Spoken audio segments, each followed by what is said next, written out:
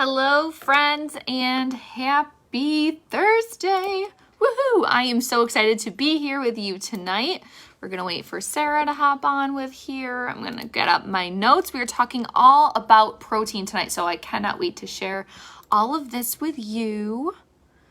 We will make sure that everybody's hopping on. We'll give everybody a minute. While we're doing that, I am going to also go fill up my water. So Sarah will request to join. Sarah, I'll be right back.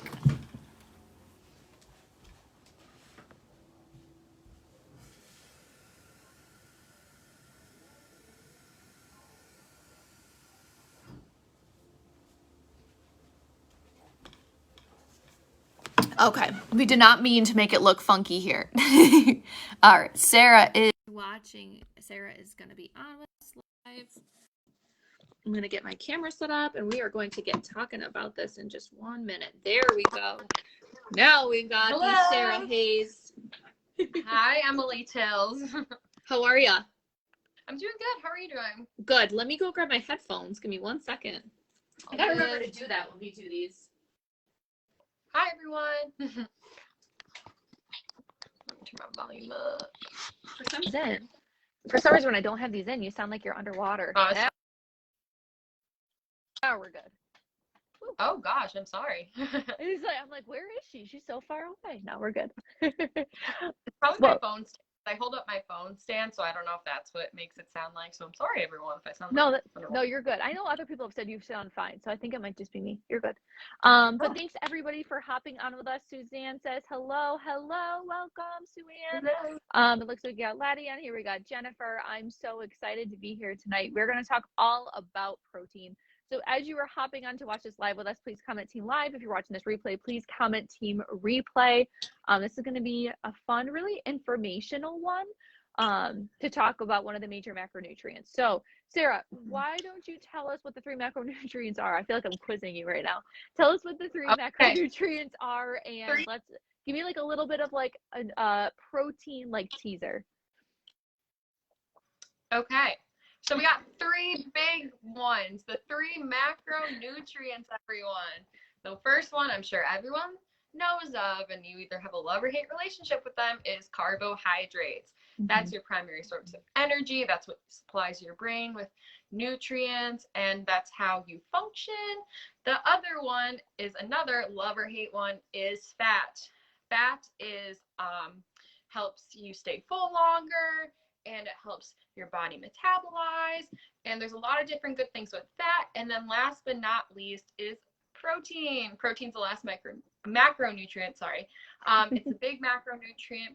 We'll go into more of it later. I know it's a big one for if you're active in sports. It's big if you're trying to grow and build muscle. It's big if you are wounded and you're trying to heal a wound. So protein plays a very big part in repairing things, growing muscle, and healing the body. Yeah, absolutely. So protein, this is one that I feel like I get a lot of questions about with clients. Or like, I feel like I'm not eating enough, or I'm eating too much, or whatever it is, or it's like, how much protein do I need throughout the day? So that's why I wanted to kind of give this as like a little bit of like a basic training, but something that's going to be really helpful for everybody to know, like, what exactly is protein? What are proteins? Because I hear oftentimes, I'm sure you hear it too, Sarah, with your clients, where someone's like, oh, I had protein. I had a scoop of peanut butter. And it's like, yes, but not really. That's not a major source of protein. It's more so a fat. So we'll dive into that later as well, going over, what's actually a protein versus what we think are major sources of proteins. But we're going to dive in first. So proteins, they sound really big, and they are big, and they are complex. So proteins are made up of what's called amino acids. And there are 2 different types of amino acids. There are essential versus non-essential amino acids. Sarah, do you want to dive into that as far as the difference between the 2 of those? So essential amino acids are what your body can't supply you. So non-essential amino acids, you don't need to consume them because your body already creates them. So you don't have to worry about consuming them in your food. Whereas essential amino acids, you have to find them in foods and consume them through foods because your body does not produce them. So that's why it's essential versus non-essential. They're both great. They're both needed for protein to work its magic in your body, but some are found in food sources while your body supplies the others. Yeah, absolutely. So remember those essential proteins or essential amino acids, excuse me, we have to get them through food, which is why we have to eat, and we have to Mhm. eat protein versus those non-essential ones our bodies can make or they're already found in like our bodies itself. Now, essential amino acids are going to be our animal products that has all of the or our essential proteins that are complete proteins, meaning they have all those essential amino acids, are going to be our animal products. Now, there are some plant proteins that do have some, I think it's methionine, that is the one that's usually lacking in a lot of them. Soy does have some methionine in it, but it's not enough to be covering, it's not enough to be covering the base of that, saying it's you've got all those essential amino acids in it. So proteins have several different jobs within our bodies. Not only do they help with keeping us fuller for longer, not only do they help with building our muscles, but it helps with making up our skin. We need the good source of protein to help with our skin to make sure that it's nice and strong. Bone, blood, tissues, organs, all different proteins, but there's difference between each of the proteins, which makes them unique. So like Sarah, like explain a little bit as far as like why, like let's say, a protein from like your skin is going to be different from like the protein like in your muscle. Is it a sequencing thing? Is it a different type, of different amino acids?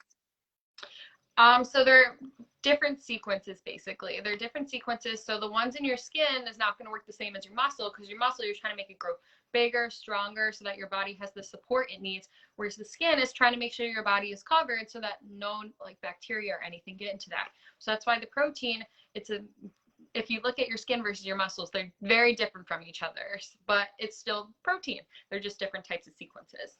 Yeah, and it's just like with too, like the different types of protein that's in like a chicken. The chicken protein is different from like a shrimp protein. It's because it's a different type of sequence. Obviously, it's coming from a different animal, but it's a different sequence overall. Yeah, exactly. That's why it's good to have a variety of meats and not just rely on chicken all the time, not rely on beef all the time. You want to mix and match your proteins to make sure that you're getting the variety of them. Yeah. But if you're a vegetarian, like my roommate is, it's definitely different for you because you don't have as many options for getting that protein in. So that's why it's important if you're consuming beans to have rice with it. That's why those people have beans and rice, because the essential proteins you're missing from the beans, you'll get from the rice and vice versa. Absolutely. Yeah. So like there's a better way, or not a better way, but there's an easier way, I guess you could say, of making sure that you're getting enough in. And that's something that we do with our clients as their dietitians. Like we help to make sure that you're getting enough in. And if you're like, I need to go vegan or I need to be plant-based, that's what we're here for. And that's what we're wanting to help you with, to help make it practical for you, rather than like, I'm going vegan, but all I'm going to be eating is Oreos. That's interesting that their Oreos are vegan. I mean, I props know. for getting to that crowd, but The cream, I don't understand. it makes me concerned with what that cream is now, honestly. Yeah. I know it's oil, but I'm not willing to accept it. Me either. And I like the thicker stuff too. I don't like Oh my gosh, yeah. Double stuffed all the way. If you're a double stuffed fan like we are, please leave that down in the comments below. Like give us a thumbs up or just say double stuffed, because it is the best. The cream is the best part of the Oreo. Exactly. I'm someone who doesn't even like chocolate, so that's why I like the thicker middle, but I can tolerate Oreos, so it's a miracle. it really is. It is. It's got a miracle to me. So proteins too, they're also part of enzymes and hormones. So we do need proteins for that, and they help to make up those things, which help to make sure the processes are going along as they should within the body. But also they're part of like blood clotting too. So you need proteins that are helping in blood clotting. So if you get a cut, that you're not going to bleed out. So that's another big bonus with it as well. So Sarah, tell us as far as like how much energy density, like can you go into that, like the energy density of protein compared to the other macronutrients? Yeah. So carbohydrates, they have 4 calories per gram. So 4 calories per gram. Whereas fat, it has 9 calories per gram. So I'm expecting, most people expect, oh, it's probably in between like the two. Nope, it's actually only 4 calories per gram, which is the same as carbs, so it's easy to remember. So every gram of protein you have, you're getting 4 calories from it. Yeah, so that's basically the basic for protein. And so most people only have about, the usual recommendation is 10 to 35% of your body weight is how much protein you should be having. So you could have up to 35%, or you could have as low as 10%. As long as you're meeting that minimum, that's good. And that's what we want for you. And that's what your body needs in order to recover. Yeah, and it's not even body weight, just to correct you on that, Sarah. It's 10 to 35% of your overall intake should be coming from intake should be coming from protein. You're right. No, you're good. Good to Yeah. call. My bad. 10%. I'm only having not much. That's not a lot Yeah, of I know protein. me either. I don't know why I totally like blanked on that because I was No, you're thinking of, good. oh, you have to get to your kilograms to figure out your calories. Right. And I was No, we don't need that. We don't need kilograms here. no, But yeah, no. so it's 10 to 35% of your intake should be coming from protein.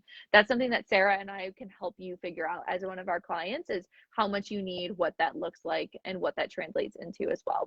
So another thing to note too is that proteins can also very easily be broken down and changed into glucose if need be. So that is why someone who's doing like a high protein keto diet is not actually going into ketosis, because our bodies are magical genies and are able to change this stuff into carbs, which is what our bodies, our brains, and our muscles want to work or want the best to use. So they really don't lose weight because they cut out they really don't lose weight because they're in ketosis. They're actually just losing weight because they cut out an entire food group, and the water losses, because when we starve carbs are stored with water in our muscles. Yeah, and it's very interesting because whenever you ask this, like someone on the keto diet a question, it's, oh, so you're not eating fruits, but you'll eat bacon. And you're Right. like, yep, but losing weight. So it's just very interesting to put in perspective. It's like, no, these fruits are actually helpful to you. And it's all the water weight. So you think you lose so much weight so fast, you're all for it, but then it's just because you're lost all your water weight. And that's the reason why, because carbs are a big supplier, like fruits, vegetables, they have a lot of water in them. And that's why they have a higher fiber content. So it's very important to balance it out with the carbs and fat to have a balanced diet and not do too much of protein. Yeah, absolutely. And that's why it's a threefold thing. You know, it's not just one macronutrient that we need. They all have their own specific jobs. We went through like what proteins do for our bodies. Like if you don't have protein, like you're not having skin, you know, you're going to like look like you're aging faster too if you're not getting enough protein in. So that's really an important thing. So Sarah, can you run us through like regular sources of protein, and then we'll go through like some plant-based protein ideas as well, and then we'll go into things that aren't actually primarily proteins after that. Yeah. So basically what most people think of is meats, which is definitely the biggest source of protein. So you got your chicken, your pork, your beef, your fish. Those are the 4 meats. Then you also have eggs. They're another great source of protein. And along with eggs, in the dairy department is milk. Milk is a great source of protein. One of the most optimal post-workout drinks, as you know, Emily, is chocolate milk, because it has that 3-to-1 carb to protein ratio, which is essential for killing your body after a big workout. So milk is a very big source of protein. And if you don't drink chocolate milk like me, I drink white milk, but I have some fruit on the side to give me some extra carbs for my recovery. So you just work it out that way. So those are your main sources of protein, are like the fish and the meats and the dairy products. Yeah, that's where it's going to be the most concentrated sources of protein are going to be in those animal products. Eggs are actually one of the also most purest forms of protein as well. You know, for that one egg, you're getting 7 grams of protein, which is really, really good. That's a lot. Yeah, and eggs are really good because they're so versatile. You can make them so many different ways. And I totally get, like, people are concerned about the cholesterol with them, and that's totally fine. If you want to just do one whole scrambled egg with maybe just the egg white, if you are concerned about that, you totally can do that as well. Because I know some people are concerned with their eggs and cholesterol. But yeah, eggs are a really good source. And they're also one of the cheapest sources of foods too. One of the cheapest sources. They're super cheap, and you get a ton of nutrition right in them. Yeah, lots of other good vitamins and minerals as well. So then there's also the plant sources that are plant products that are going to have some protein in there. The yolk, Sue-Ann says from the yolk. Yeah, the yolk is where that primary protein is, as well as some of the fats, but a lot of the vitamins and minerals are getting from the yolk. So if you're going to eat the egg, you got to eat the yolk. You know, don't just go for the whites, because you're going to be missing out a lot, and you're not going to be fuller for longer either. Now, as far as proteins that aren't from animal products, obviously we're thinking of like, okay, soy is an easy one if you're doing soy milk or soybeans or tofu, but what are some other options that we could do? So you could do beans. Beans are a huge one. As you said, there's nuts, like not just having the nut butter, but having actual nuts. That is another one, but also some grains. So like quinoa and farro and some of those grains like that, they'll also have some protein that are in them. What else do you have them? I'm thinking too, like seitan is another one. Nutritional yeast is going to be another good source of protein as well. You can, like Sarah said, the beans are another really good option. Any of the whole grains. So if you're looking at the package and making sure that that first ingredient is whole wheat flour, whole grain flour, you're going to get a little bit of extra protein out of there. Now, it's not going to be enough to say like my piece of bread is my serving of protein, you know, for this meal, but it will contribute overall. Yeah.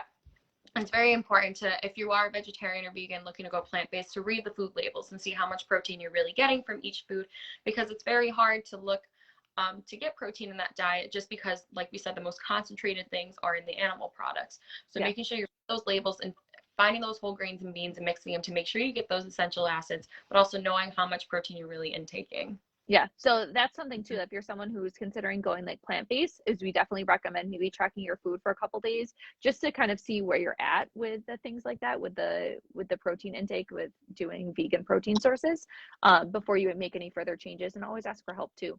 Maggie says cottage cheese. Yes, cottage cheese is a wonderful source of protein. Same thing with yogurt, regular cheese, all of it. Really good sources of protein. No, those are what I offer to my patients that are usually not eating enough. I'm like, okay, well, what high protein snacks can I give them? Because most of my patients have wounds, or they need help healing, or they're failing to thrive. So I try to give them like a cottage cheese and fruit plate, or a yogurt at breakfast. Something like that is really good sources of protein, like you said. Yeah, absolutely. Now, there are a couple things that are said as far as like, oh, like it's protein, isn't it? Now, oftentimes we hear this with nuts as well, like nuts and nut butter, and same thing too. I was just thinking of one. Okay, but it's primarily, what'd you say? Beans. Yeah, there we go. So nuts and beans and nut butters and everything are usually where someone's like, oh, this is the protein source for the meal, where it will provide you with some protein, but it's going to, for the most part, be fat. So if you're looking at a serving of like peanut butter, it has 16 grams of fat in it and only 7 grams of protein per serving. So for the most part, we're going to actually classify that as a fat for your meal rather than a serving of protein, because it would have equivalent to about an ounce if you're going to have a lean protein. But it's not going to be enough to be like, that was the protein replacement that I had for the meal. It's going to more so be a source of fat. And the same thing too with the beans. I believe it's like a half a cup or so will provide you about 7 or 8 grams of protein. But it's not going to be enough of saying like that 7 or 8 grams of protein is your entire protein intake for that meal. Like we said, if you are having beans or you're having nuts, you want to make sure that you mix it with whole grain or something like that, because they have the other essential amino acids that you're missing from the beans that you aren't going to be able to intake. So it's very essential to pair maybe rice and beans or some whole grain bread with maybe some nuts, making sure you pair stuff together. But like we said, the primary sources are the animal products, and just don't try to overdo it with the nuts, definitely, because they are a higher source of fat. Yeah, absolutely. Now, to just round it out too, so you're probably wondering, how much protein should I have? And Sarah said it before, about 10 to 35% of our intake should come from protein. If you're looking for a concrete goal as far as how much we should be having, it's about 0.3 or a half a gram per pound. So let's say you're 150 pounds, you want to have about a minimum of 75 grams of protein or so. And that's just to make sure to cover those bases that you're getting enough in, because we really don't want to go too low, because that's also going to be a reason why you're really hungry all the time as well. Yeah, it's going to be a huge reason why you're hungry. And then you're also going to know you don't have a lot of energy, because it definitely plays a role in your energy as well.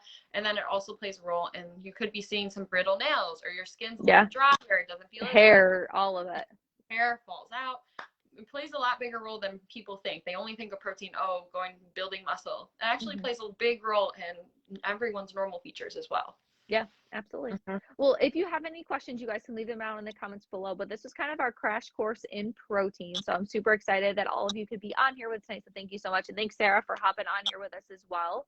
I'm thinking next week, how do you feel about the topic of like talking about metabolism? Sarah, how does that sound? Works for me. That sounds really good. Yeah, and I think that'll be a really good one too, because we'll talk about how your body works with metabolism, and it kind of ropes in the macronutrients as well. So that'll be just another fun one. We'll come back with you next week to figure out a time. We'll post that on social media, and we're happy to have you guys there. Thanks for tuning in. Thanks, Maggie. Thanks, Sarah. Bye. See ya. Have a good